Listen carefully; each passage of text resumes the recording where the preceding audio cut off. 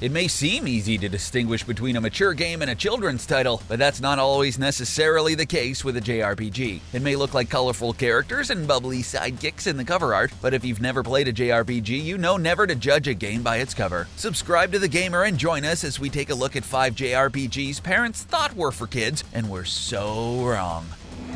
Final Fantasy Tactics. This one's a pretty easy mistake for parents to make, as Final Fantasy has been around forever. Final Fantasy Tactics is extremely difficult and has uniquely strange imbalances. The game takes meaningful character customization and deep strategy, which makes it easy to pick up again and again. You could be happy playing it for a few minutes or 15 years, and it doesn't try to be anything it's not. While the gameplay itself and the characters are all amazing assets to its replayability, we can't forget about the storyline of the game. It's where the more mature themes arise. It has all the elements of a Shakespearean tragedy, which may or may not go over a child's head. The characters look like they belong in a children's game, yet the entire story revolves around war, one's allegiance to their country, politics, and treason. Oh, and did we mention some sort of strange demonic sacrificing going on? It's a perfect mix of the fantastical, whimsical world we love so much in the Final Fantasy series, while also bringing us this dark story about the complexities of humans and their emotions. It's deep stuff, folks.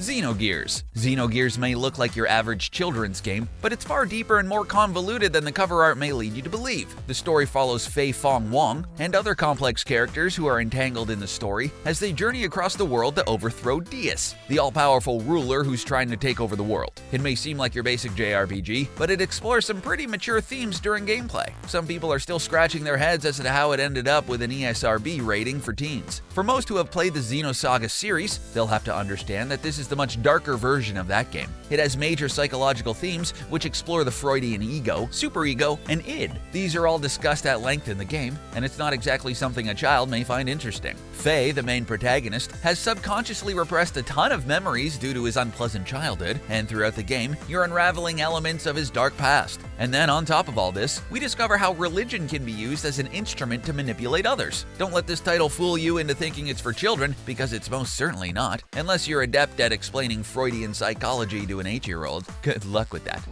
Parasite Eve. You might be confused as to why this one made the list. Well, to be fair, the Parasite Eve demo is rated T for teen. It wasn't until the game was actually released that it was slapped with an M rating, so who knows how many children accidentally got to play the demo of this dark game. Again, parents, we're urging you to look at the cover art to get an idea of whether it's suitable or not for your children. It's not rocket science, just flip the thing around and read the description. If you did this, you would find the 1998 classic was actually a horror JRPG, which was probably way more suited for a mature audience. Ignore the ESRB rating and buy this for yourself. Parasite Eve was originally a novel written by Hideaki Sina, who also gave a bit of input to the video game. The dark story follows the intelligent police officer Aya Bree as she struggles against the ancient evil called Eve, who is threatening life as we know it on Earth. This bond between the two characters will continue until one of them dies. In the game, it's the player's duty as Aya to hunt down Eve, and along the way, she'll meet a whole gang of mutated monsters she has to defeat. So yeah, not for kids. Valkyrie Profile. Valkyrie Profile was another highly successful Square Enix game that came out in 2000.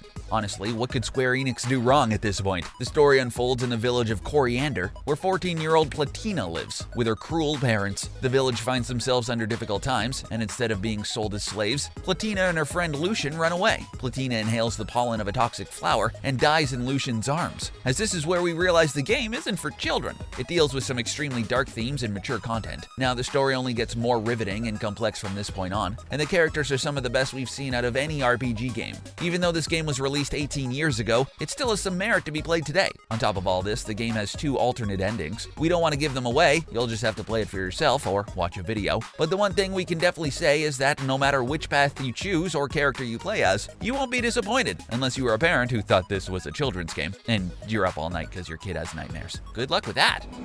Mother 3. No one was more sad to see the demise of the Game Boy Advance than the generation who brought its success about. The worst part of this was that Western audiences would never get a translation of Mother 3 from Japanese. It's been so long, so we're not hopeful for the game to ever be released for a North American audience, but here's why parents shouldn't buy the game for children. Mother and Mother 2 were quite tame compared to the third installment of the franchise. The game had some mild foul language and some violence. Sure, it was more slapstick-style violence with some minor blood, but you get the point. The game also mentions alcohol and deals with some other questionable substances, none of which will matter because unless your child is fluent in Japanese, kids, they probably won't have any idea what's going on. If you have a Game Boy Advance lying around and can get your hands on a copy of Mother 3, we promise you won't regret it. Maybe we can get a group of developers to work on an English translated version of the game. It may have been 12 years since the game was released in Japan, but we're not losing hope for it just yet.